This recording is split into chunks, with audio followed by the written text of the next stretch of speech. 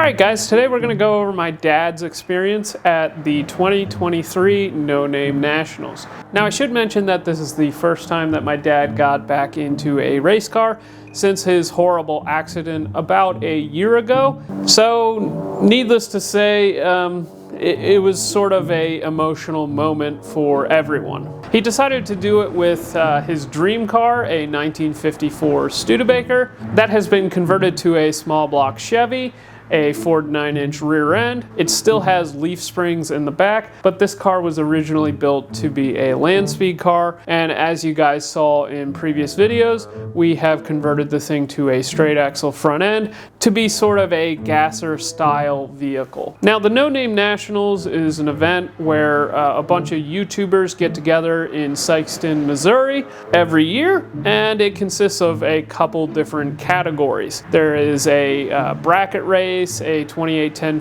shootout, a pit bike challenge, and a burnout contest. My dad decided to enter into the bracket race as well as the 28-10-5 shootout for this year, and let's get into how it went.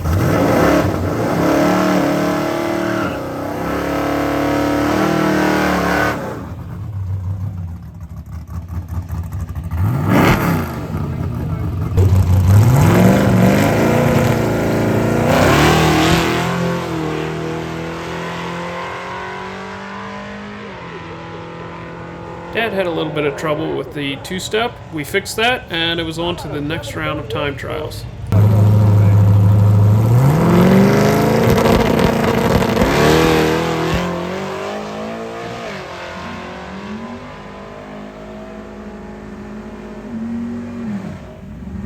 Two-step worked that time. Time for the first round of eliminations.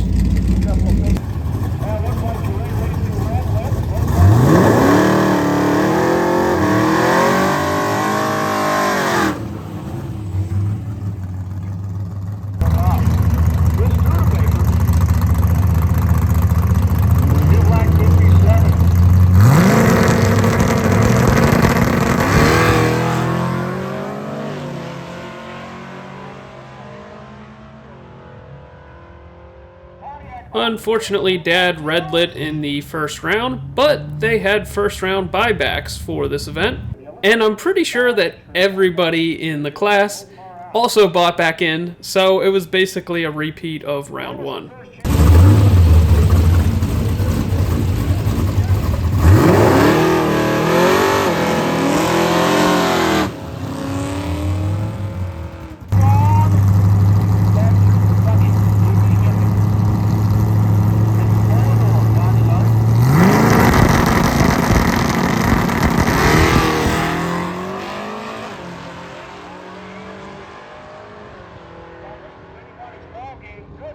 This time Dad was on his game, and he killed the other guy on the tree and took home the win.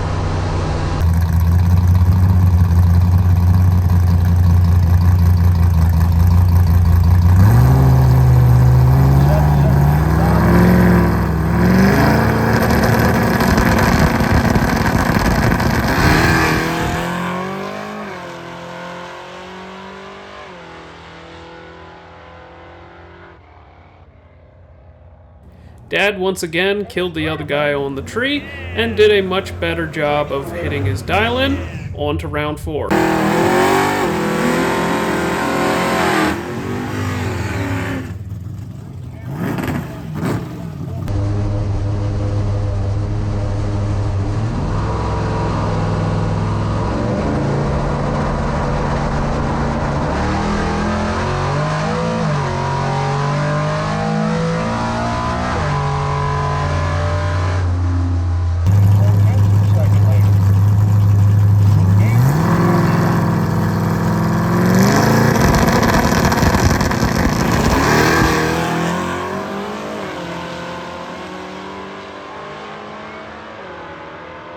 Dad once again did better on the light and pushed the other guy to break out and took home the win.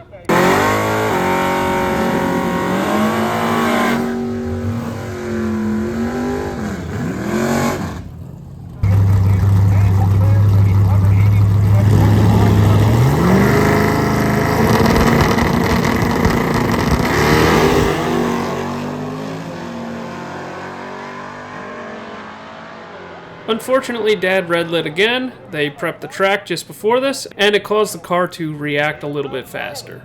To make it down to 3 cars, racing alongside a lot of people that have based their entire YouTube channels off of bracket racing was extremely impressive, especially not having been in the car for such a long time and not having bracket raced for quite a while as well. We are super proud of how he did, but next up was the 28-10-5 shootout.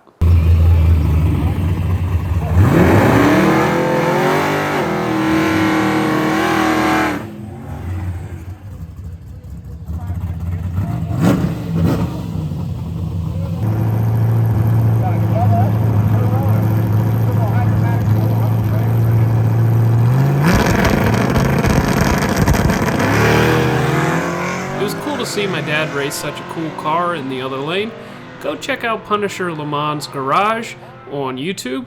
We later found out he knocked the posi unit out of his rear, and unfortunately, it was tire smoke the entire track.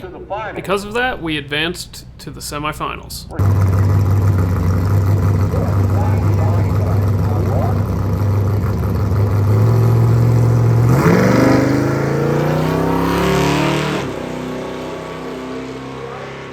We were lucky enough to get a bye run in the semifinals, and it's on to the final round. $150 bounty to go 590 or quicker. Now it's going to work out. He said he wants a 5-second pass.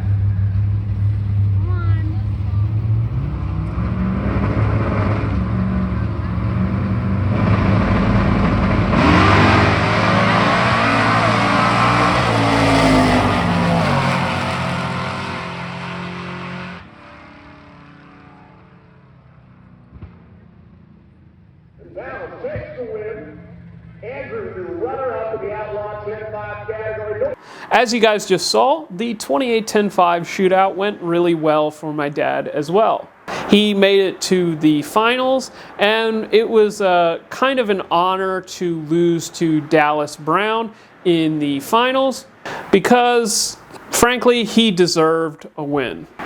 Next up was the award ceremony where my dad and I got to give away an award to one of the competitors being the best engineered. You know, you get painted into a corner as an engineer. They want a bathroom, they give you budget for an outhouse, and everybody screams when it doesn't flush. So when looking at our honorable mentions, there was a car here, 104. I don't know if you had a chance to look at that roadster that was here. Wow, what a piece. A lot of details, a lot of safety features put in. It made the car something that was on our list. Then you got the budget. There's no association with the outhouse here, but we love the Mike's God. That thing was built and had so many parts repurposed. It was one of our favorites. But ultimately, in this event, we had the opportunity to award the prize the way that we wanted to, and that was based on performance. So we looked at how cars were adjustable, ultimately how they performed. We both agreed that was the best engineer. Yes, sir.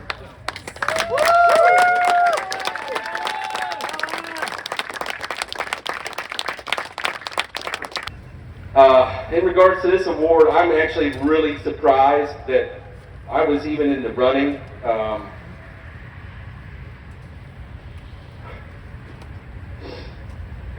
built that car. It took me 8 years and in between 5 deployments. And I built that in a storage unit in Jacksonville, Florida with one outlet and a dial that would only give you power for 1 hour. And I'm surprised that I'm even up here for this thing. And it was just something that, labor of love. Everybody out here has it, right? You know what it's like to put in the effort and make things work out. And just like Andrew said, you find out you have no budget. My father-in-law died when I was halfway done with the car. And I had to take care of that. And the car sat, because that was the important thing. It took a long time for him to finish it, and it took even longer for me to get to run it like I wanted to. But we'll make sure that next year this award goes to somebody. Hopefully, I can do it justice. But thank you very much for even nominating me. I'm surprised. 2023 was a rough year for a lot of people. Now, I don't want to get into Dallas's personal information, but he's in a situation where this is probably the last time he is going to get to race for quite a long time.